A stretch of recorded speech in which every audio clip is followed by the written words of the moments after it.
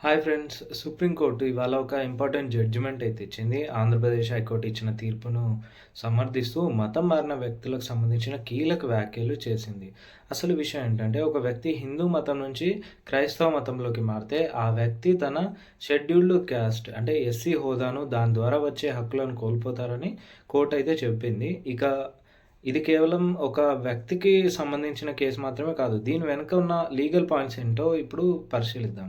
ఈ కేసు డీటెయిల్స్‌లోకి వెళ్తే, బాపట్ల జిల్లాకు చెందిన చింతాడ ఆనంద్ అన్న వ్యక్తి ఒక చర్చి నిర్వహించేవాడు. అయితే గ్రామస్తులకు ఆయనకు మధ్య గొడవ జరిగింది. దీంతో ఆనంద్‌పై ఎస్సీ, ఎస్టీ అట్రాసిటీ యాక్ట్ కింద కేసు పెట్టారు. ఇక్కడే అసలు ట్విస్ట్ ఉంది. అవతలి పక్షం వారు హైకోర్టును ఆశ్రయిస్తూ, ఆనంద్ గారు ఆల్రెడీ పాస్టర్‌గా మారారు, క్రిస్టియన్ మతాన్ని స్వీకరించారు. కాబట్టి ఆయన ఇప్పుడు ఎస్సీ కాదు, ఆయనకు అట్రాసిటీ చట్టం వర్తించదని వాదించారు. హైకోర్టు కూడా ఇదే విషయాన్ని సమర్థించింది. 1950 కాన్స్టిట్యూషన్ షెడ్యూల్ క్యాస్ట్ ఆర్డర్ ప్రకారం హిందూ, సిక్కు లేదా బౌద్ధ మతం కాని వారు ఎస్సీ హోదానైతే పొందలేరు. ఈ తీర్పుపై సుప్రీంకోర్టు కూడా ఇప్పుడు కన్ఫర్మ్ చేసింది.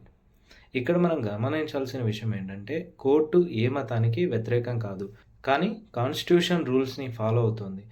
హిందూ మతంలో ఉన్న కుల వివక్ష, అంటరానితనం వంటి సామాజిక సమస్యల వల్ల వెనుకబడిన వారికి రిజర్వేషన్లు కల్పించారు. అయితే ఇస్లాం లేదా క్రైస్తవ మతాల్లో సిద్ధాంతపరంగా కుల వ్యవస్థ ఉండదు. చాలా సందర్భాల్లో ఏం జరుగుతుందంటే, కొంతమంది మతం మారిన తర్వాత కూడా పాత క్యాస్ట్ సర్టిఫికేట్స్‌ని వాడుతూ అట్రాసిటీ కేసులు పెడుతుంటారు. దీనివల్ల చట్టం మిస్‌యూజ్ అవుతుంది. చాలా చోట్ల ఇదే ఉంది. సో, ఇదే విషయాన్ని కోర్టు కూడా తన జడ్జిమెంట్‌లో పేర్కొంది. మీరు ఒకసారి క్రైస్తవ్యాన్ని స్వీకరిస్తే మీరు ఆ మతంలోని సమానత్వ సిద్ధాంతాలను నమ్మినట్లే లెక్క. అలాంటప్పుడు పాత కుల గుర్తింపుతో బెనిఫిట్స్ అడగడం రాజ్యాంగం విరుద్ధమే అవుతుంది. సో, ఫైనల్ పాయింట్ ఏంటంటే, ప్రభుత్వం ఇచ్చిన ఎస్సీ సర్టిఫికేట్ చేతిలో ఉన్న, ఒకవేళ ఆ వ్యక్తి మతం మారినట్లు ఆధారాలతో నిరూపితమైతే వారికి రిజర్వేషన్లు లేదా అట్రాసిటీ చట్టం వంటి రక్షణలు అందబోవు. ఈ తీర్పు రాబోయే రోజుల్లో చాలా మందిపై ప్రభావం చూపే అవకాశం అయితే ఉంది. సుప్రీంకోర్టు తాజా జడ్జిమెంట్‌పై మీరేమనుకుంటున్నారు? కింద కామెంట్ చేయండి. ఇలాంటి లేటెస్ట్ అప్డేట్స్ కోసం ఇప్పుడే మన ఛానల్‌ని సబ్స్క్రైబ్ చేయండి.